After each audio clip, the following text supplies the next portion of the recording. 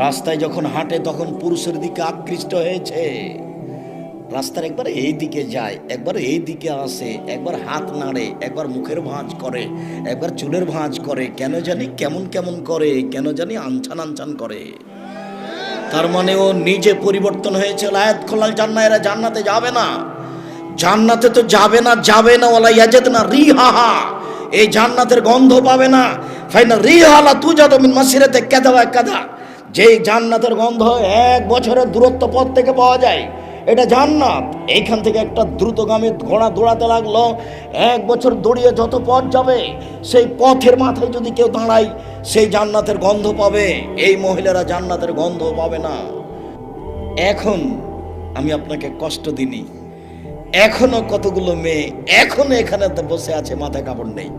ও কি বলবে আমি হিন্দুর মেয়ে? ওর বাপ কাপুরুষ, যার কারণে তার মাথায় কাপড় নেই।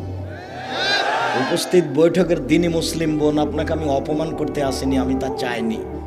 3 শ্রেণীর মানুষ জান্নাতে যাবেন, এটা চূড়ান্ত। 3 শ্রেণীর মানুষ জান্নাতে যাবেন, এটা চূড়ান্ত। আমি বলিনি, আমি অনুবাদক। মুহাম্মদ সাল্লাল্লাহু আলাইহি ওয়াসাল্লাম বলেন, 1 মধুমেনুল খামর, নিয়মিত বিড়ি, তামাক, জর্দা, সিগারেট, গোল, নেশাদার দ্রব্য খায়, পান করেছে। 2 আর রাজালত মিনান নিসায়ে, পুরুষের বেশধারী নারী, যারা পুরুষের জুতা স্যান্ডেল পরে, যারা পুরুষের শার্ট প্যান্ট পরে, যারা পুরুষের পোশাক পরে, যারা মাথার চুল ছোট করে, যারা গেঞ্জি গায়ে দিয়ে চলে, যারা প্যান্ট পরে, তারা জান্নাতে যাবে না। 3 দায়ুস, আপনি জনাব, আপনি। এই মেয়ে, গল্প করছো কেন? তোমার বাপের কথাই বলছি। তোমার বাপ জান্নাতে যাবে না, এই কথা আমি বলিনি, মুহাম্মদ সাল্লাল্লাহু আলাইহি ওয়াসাল্লাম বলেন। উপস্থিত বৈঠকের মুসলিম বোন, একটু শোনেন তো, এদিকে এদিকে শোনেন। আবার গল্প করছেন কেন? উপস্থিত বৈঠকের মুসলিম বোন শোনেন। আল্লাহর নবী বলছেন, সিনফানে মিন আহলিন নার, আমার উম্মতের 2 শ্রেণীর মানুষ জাহান্নামে যাবে, আমি তাদের দেখিনি। আমার উম্মতের 2 শ্রেণীর মানুষ জাহান্নামে যাবে, আমি তাদের দেখিনি। আমার উম্মতের 2 শ্রেণীর মানুষ জাহান্নামে যাবে, আমি তাদের দেখিনি। এক কওমুন মাহুম সায়াতুন, 1 শ্রেণীর মানুষ, তাদের হাতে থাকবে লাঠি, কাজ নাবিল বাকারে, গাভীর লেজের মতো। 1 শ্রেণীর মানুষ, তাদের হাতের থাকবে লাঠি, গাভীর লেজের মতো, মানে একদিক মোটা একদিক চিকন চাবুক। এজরুবুনা বেহান, নাস্তা দিয়ে মানুষকে মারবে, ওরা জাহান্নামে যাবে। বুখারী মুসলিম, চূড়ান্ত সিদ্ধান্ত। তখন আমি বলেছি, এদেশের প্রশাসনের 1 শ্রেণীর লোকের হাতে কি থাকে? এরকম লাঠি থাকে। আর থাকে যারা কলেজ বিশ্ববিদ্যালয়ে পড়ে, তাদের হাতে, বেটা নাকি ওখানে পড়তে গেছে, বাপ মান তাকে পড়তে পাঠিয়েছে। যাদের হাতে এই লাঠি থাকে তারা জাহান্নামে যাবে। হাদিস বুখারী মুসলিম, আমি অনুবাদক। 2 নিসাউন, মহিলা, কাসিয়াতুন, কাপড় পরে থাকে, আরিয়াতুন, উলঙ্গ। নেন এবার, কাপড় পরে উলঙ্গ হয়। দেখে মনে হচ্ছে যে আপনাদের দিনাজপুরের ওই স্কুলটা দেখে দেখে বলছেন আল্লাহ নবী। ওই মেয়ের গায়ে যে সব পোশাক আছে, প্রত্যেকটা মাস্টার বুঝতে পারে কোন মেয়েটার শরীরের অবস্থা কি। মুহাম্মদ সাল্লাল্লাহু আলাইহি ওয়াসাল্লাম বলেছেন, আমি অনুবাদক। তিনি 1450 বছর পূর্বে এই কথাই বলেছেন। নিসাউন, মহিলা, কাসিয়াতুন, কাপড় পরে থাকে, আরিয়াতুন, উলঙ্গ। মুমিলাতুন, তারা পুরুষকে নিজের দিকে আকৃষ্ট করে, মাইলাতুন, তারা নিজেরা আকৃষ্ট হয়। রৌসহুন্না কাসনেমাতিল বুখতিল মাইলা, তাদের মাথার চুলগুলি মনে হয় যেন বখতি উটের চূড়ার নেই, চুটের নেই, যেমন ভাবে তার চোঁটটা ঝুলে থাকে, তাদের মাথার ঝুঁটি, তাদের চুলগুলি ওইভাবে এক পাঞ্জা পাঞ্জা হয়ে থাকে। রাস্তায় যখন হাঁটে তখন পুরুষের দিকে আকৃষ্ট হয়েছে। রাস্তার একবার এই দিকে যায়, একবার এই দিকে আসে, একবার হাত নাড়ে, একবার মুখের ভাঁজ করে, একবার চুলের ভাঁজ করে, কেন জানি কেমন কেমন করে, কেন জানি আনছান আনছান করে। তার মানে ও নিজে পরিবর্তন হয়েছে। লায়াত খোলাল জান্না, এরা জান্নাতে যাবে না। জান্নাতে তো যাবে না, যাবে না, ওয়ালা ইয়াজাদনা রিহাহা, এই জান্নাতের গন্ধ পাবে না। ফাইনা রিহালা তুজাদু মিন মাসিরাতে কাদা ওয়া কাদা, যেই জান্নাতের গন্ধ 1 বছরের দূরত্ব পথ থেকে পাওয়া যায়, এটা জান্নাত। এইখান থেকে একটা দ্রুতগামী ঘোড়া দৌড়াতে লাগলো। 1 বছর দৌড়িয়ে যত পথ যাবে, সেই পথের মাথায় যদি কেউ দাঁড়ায়, সেই জান্নাতের গন্ধ পাবে। এই মহিলারা জান্নাতের গন্ধ পাবে না। আমি অনুবাদক মুহাম্মদ সাল্লাল্লাহু আলাইহি ওয়াসাল্লাম এই কথাই বলেছেন। সম্মানিত দিনী ভাই বোন, এই ছেলে, কথা বলার চেষ্টা করো না। আমরা খুব তাড়াতাড়ি কথা শেষ করে নিচ্ছি। আজকের জন্য সংক্ষিপ্ত বিবরণে জরুরি কথা। এদেশের বিবাহের শুরু থেকে নিয়ে শেষ পর্যন্ত যত নীতিমালা আছে সবই হারাম। বিবাহ পড়ানোর পরে বিবাহ পড়ানোর পদ্ধতিও হারাম।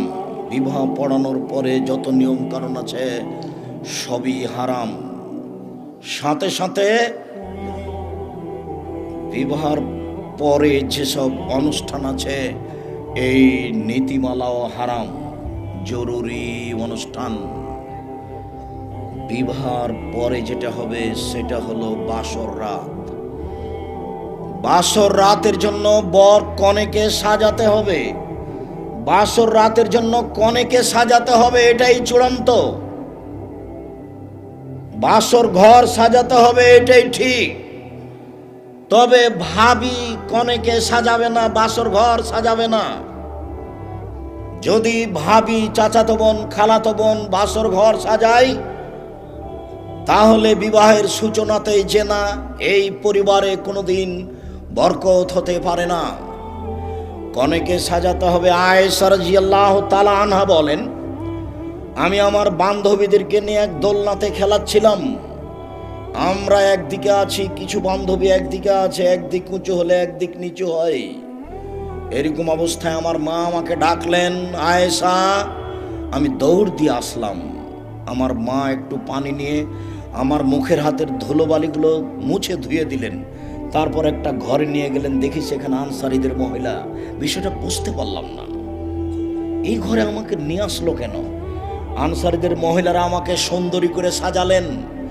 আসমা বিনতে ইয়াজিদ রাদিয়াল্লাহু তাআলা আনহা বলেন, কাইয়ামতু আয়েশা তালি রাসূলিল্লাহ সাল্লাল্লাহু আলাইহি সাল্লাম। আমি আয়েশাকে রাসূলের জন্য সুন্দরী করে সাজালাম। তবে কি দিয়ে সাজিয়েছেন এই কথা আয়েশা উল্লেখ করেননি। তিনি বলেন, আমাকে সুন্দরী করে সাজালেন। আমি বলছি, বিউটি পার্লারে যা কিছু পাওয়া যায় সব কিছু দিয়ে সাজানো যায়, তবে বিউটি পার্লারে ঢোকা যাবে না। কেন? বিউটি পার্লারে যে মেয়েটা আছে তার সামনে মাথার কাপড় নামানো যাবে না। বিউটি পার্লারে যা কিছু আছে সব কিছু নিয়ে এসে মেয়েকে ঘরে সাজানো যায়। উল্লেখ্য যে নখে নেইল পালিশ লাগানো যাবে না। নখে নেইল পালিশ লাগানো হচ্ছে ইহুদি খ্রিস্টানদের পতিতালয়ের মেয়েদের বৈশিষ্ট্য। নখে নেইল পালিশ ব্যবহার করা ইহুদি খ্রিস্টানদের পতিতালয়ের মেয়েদের বৈশিষ্ট্য। নখে নেইল পালিশ ব্যবহার করা ইহুদি খ্রিস্টানদের পতিতালয়ের মেয়েদের বৈশিষ্ট্য। জরুরি ভিত্তিতে নখে মেহেদি লাগাতে হবে। হাতের নখে তো মেহেদি দিতে হবেই, পায়ের নখেও মেহেদি দিতে হবে। মেহেদি দিতে মহিলারা বাধ্য, দিতেই হবে। বাধ্য কেন? আল্লাহর নবী একজন মহিলার হাত থেকে একটা পত্র নিলেন। সেই মহিলার হাতে নখে মেহেদি দেওয়া ছিল না। তিনি হাতের নিন্দা করে বললেন, আয়াদু রাজুলিন ইমরা, এই হাতটি মহিলার না পুরুষের? যদি মহিলার হয় তাহলে মেহেদি নেই কেন? তার মানে পুরুষেরা কখনো হাতে মেহেদি লাগাতে পাবে না। হাতের নখে তো তারা মেহেদি দিবেই দিবে, পায়ের নখেও মেহেদি দিতে বাধ্য। কখনো ভুলেও নেল পালিশ নখে দিতে পাবে না। উপস্থিত বৈঠকের মুসলিম বোন আর যারা আপনারা আছেন, নখ কেটে ফেলতে হবে। নখ কখনো বড় রাখা যাবে না। নখ বড় রাখা হারাম। নবীগণের 10টি বৈশিষ্ট্য রয়েছে, তার একটি বৈশিষ্ট্য হচ্ছে নখ কেটে ফেলতে হবে। উপস্থিত বৈঠকের মুসলিম বোন আপনাকে বলছি, উপস্থিত বৈঠকের মুসলিম বোন আপনাকে বলছি, আপনি সকাল করবেন না, আগে বাড়িতে গিয়ে নখ কাটবেন। এই মেয়ে, তুমি আঙ্গুলটা দেখো, তোমার নখটা বড় কেন? তুমি শরম পাও না? তোমার লজ্জা হয় না? তোমার ইতস্তবোধ হয় না? বাপ বেটি মা বেটি কি লজ্জা বেঁচে খেয়েছ? নখ কেন বড়? নবীগণের 10টি বৈশিষ্ট্য, তার একটি হচ্ছে নখ কেটে ফেলতে হবে। নবীগণের 10টি বৈশিষ্ট্য, তার একটি হচ্ছে মোচ কেটে ফেলতে হবে। ব্লেড ব্যবহার করা যাবে না। মোচ মানে পুরুষ, আর মোচ যখন ব্লেড ব্যবহার করেছে তখন মহিলা। কেঁচি দিয়ে মোচ কেটে ফেলতে হবে। নবীগণের 10টি বৈশিষ্ট্য, তার একটা হচ্ছে বগলের লোম উঠিয়ে ফেলতে হবে। পুরুষ নারী একই হুকুম, ব্লেড ব্যবহার করা হবে না।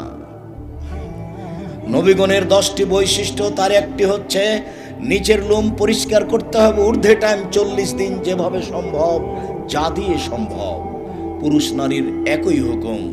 নবীগণের 10টি বৈশিষ্ট্য, তার একটি হচ্ছে নখ কেটে ফেলতে হবে জরুরি ভিত্তিতে। বিউটি পার্লারে যা কিছু আছে সব ব্যবহার করা যাবে, তবে কপালে টিপ দেওয়া যাবে না। হিন্দু মেয়েদেরকে বিবাহ করার 10টি পদ্ধতি রয়েছে, তার একটি পদ্ধতি হচ্ছে রাক্ষসী বিবাহ। মেয়ের বাপ বিবাহ দিবে না, ছেলেটা জোর করে বিবাহ করবে। যদি কপালে টিপ দিতে পারে তাহলে বিবাহ হয়ে গেছে। যার কারণে মুসলিম মহিলা কপালে টিপ দিতে পাবে না। বিউটি পার্লারে যা কিছু আছে সব কিছু দিয়ে আপনার মেয়ে সাজতে পারে, কনে সাজতে পারে, সাজবে, কথাই ঠিক।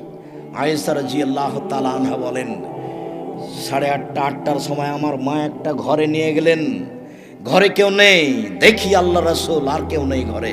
বিষয়টা আমি বুঝতে পারলাম না ব্যাপারটা কি। আমি ঘরে আছি, দেখি আল্লাহ রাসূল। একটু পরে আসমা বিনতে ইয়াজিদ ভিতরে ঢুকলেন। আসমা বিনতে ইয়াজিদ ভিতরে ঢুকেই 1 গ্লাস পানি শরবত নিয়ে এসে বলছেন, 1 বাটি, আয়েশা এটা হাতে করো, আল্লাহ রাসূলের হাতে দাও। আমি তো লজ্জা পেয়ে গেলাম, আমি মাথা নিচু করে নিলাম, আমি তো রাসূলের হাতে কোনো কিছু দিইনি কোনোদিনই। তখন আসমা আমাকে বলছে, গ্লাস নাও, রাসূলের হাতে দাও। আমি তো ধমক খেয়ে হকচকিয়ে গেলাম। দেখি, আমি গ্লাসটা হাতে নিলাম, আল্লাহ রাসূলের হাতে দিলাম। আল্লাহ রাসূল পান করলেন, আমাকে বললেন তুমি পান করো। আমার পান করা হল, আল্লাহ রাসূল বললেন আসমাকে দাও। আমি যখন আসমাকে দিতে গেছি তখন আসমা বলছে, না না না না না, আপনার হাত থেকে নেবো, আপনার হাত থেকে নেবো, আপনার হাত থেকে নেবো। আয়েশা দাও গ্লাস আমাকে। আল্লাহ রাসূল নিলেন আয়েশার হাত থেকে, এই নাও আসমা নাও। তারপর আল্লাহ রাসূল আসমাকে দিলেন। আসমা ওখানে মুখ লাগিয়ে শরবত দুধ পান করলেন, যেখানে মুখ লাগিয়ে মুহাম্মদ সাল্লাল্লাহু আলাইহি সাল্লাম দুধ পান করেছিলেন। বাসর রাত বাসর ঘর সাজাতে হবে, কনেকে সাজাতে হবে। ঘরে শরবত, দুধ, মিঠাই খাওয়ার ব্যবস্থা থাকবে। বর ঘরে ঢুকে বইয়ের মাথায় হাত দিয়ে বলবে, আল্লাহুম্মা ইন্না আসআলুকা খায়রাহা খায়রা মা জাবালতা আলাইহি ওয়া আউযু বিকা মিন শাররিহা শাররা মা জাবালতা আলাইহি। আল্লাহ এই স্ত্রীর কল্যাণ চাচ্ছি, যে কল্যাণ দিয়ে তাকে সৃষ্টি করা হয়েছে সেটাও চাচ্ছি। আল্লাহ এর ক্ষতি হতে তোমার কাছে বাঁচতে চাচ্ছি, যে বেহায়াই দিয়ে, অবাধ্যতা দিয়ে তাকে সৃষ্টি করা হয়েছে সেটা থেকে আমি তোমার কাছে বাঁচতে চাচ্ছি। এরপরে 2 রাকাত নামাজ, সালাত। স্বামী আগে দাঁড়াবে, স্ত্রী পিছে দাঁড়াবে। নারী পুরুষ কখনো একসাথে দাঁড়াতে পাবে না। মা বেটা হলেও হবে না, দাদি পোতা নাতি হলেও হবে না, কোনো দিনই হবে না। স্বামী স্ত্রী পাশাপাশি দাঁড়াতে পারে কখন? আপনি আপনার সালাত আদায় করছেন, আপনার স্ত্রী তার নিজেরটা করছে, তখন পাশে দাঁড়াতে পাবেন। বুঝা যায়নি মনে হয়? স্পষ্ট হয়েছে তো? আপনি আপনারটা পড়ছেন আর আপনার স্ত্রী তারটা পড়ছে, তখন পাশাপাশি দাঁড়াতে পাবেন। একই সালাত, তখন পাশাপাশি দাঁড়াতে পাবেন না। আপনি আপনার মায়ের পাশে দাঁড়াতে পাবেন না, আপনাকে আগে হতে হবে আর ওনার মাকে পিছু হতে হবে। পাশাপাশি একসাথে সালাত আদায় করতে পাবেন না। 2 রাকাত সালাত হবে আপনার ইমামতিতে। তারপর দাম্পত্য জীবন হবে দুয়ার মাধ্যমে। এবার সকালবেলায় ওখানে একটা কথা ছেড়ে এসেছি, যখনই বিবাহ পড়ানো হচ্ছে, কথা সংক্ষিপ্ত করতে এসেছি তো খুব তাড়াতাড়ি শেষ করি। কথা সংক্ষিপ্তের একটা জায়গা ছিল, যখনই বিবাহ পড়ানো হয়েছে, দিনাজপুরের বিবাহ শেষ হয়ে গেল, লম্বা একটা হাত তুলে দোয়া হয়ে গেল, মানে নগদ বেদাত। কেউ জানে না কি বলতে হবে। যখন বিবাহের বৈঠক শেষ হয়ে যাবে তখন ইমাম সাহেব বা মেয়ের বাপ বলবেন, বারাকাল্লাহু লাকা ওয়া আলাইকা ওয়া জামা বাইনাকুমা ফি খায়রিন। বর, তোমাকে আল্লাহ কল্যাণ দান করুক, তোমাদের উপরে আল্লাহ কল্যাণ দান করুক। ও বর, তোমাকে আর তোমার স্ত্রীকে আল্লাহ কল্যাণের উপরে রাখুক। রাসূল সাল্লাল্লাহু আলাইহি ওয়াসাল্লাম এই দোয়া পড়েন, বারাকাল্লাহু লাকা ওয়া আলাইকা ওয়া জামা বাইনাকুমা ফি খায়রিন। তারপরে নতুন বউ বাড়িতে এসেছে, বাড়িতে আসার সাথে সাথে দাদি এসে দেখে বলছেন, দেখি রে তোর বউটা দেখার পরে নাকটা একটু মোটা। তখন বলছে, তোর বউটার নাকটা একটু মোটা। তার মানে দাদি কি পড়তে হবে দাদির জানা নেই। দাদি দেখতে এসে বউ দেখে বলবে বারাকাল্লাহু লাকা আলাইকা জামা বাইনাকুম ফি খাইরিন। এটা দাদির পড়া প্রয়োজন ছিল। শুধু দিনাজপুর বলে আমি নিন্দা করিনি, সারা বাংলাদেশের কোনো গ্রামে, কোনো জায়গায়, কোনো থানায় নতুন বউ বাড়িতে আসলে তাকে সামনে রেখে দোয়া পড়তে হবে তার জানা নাই।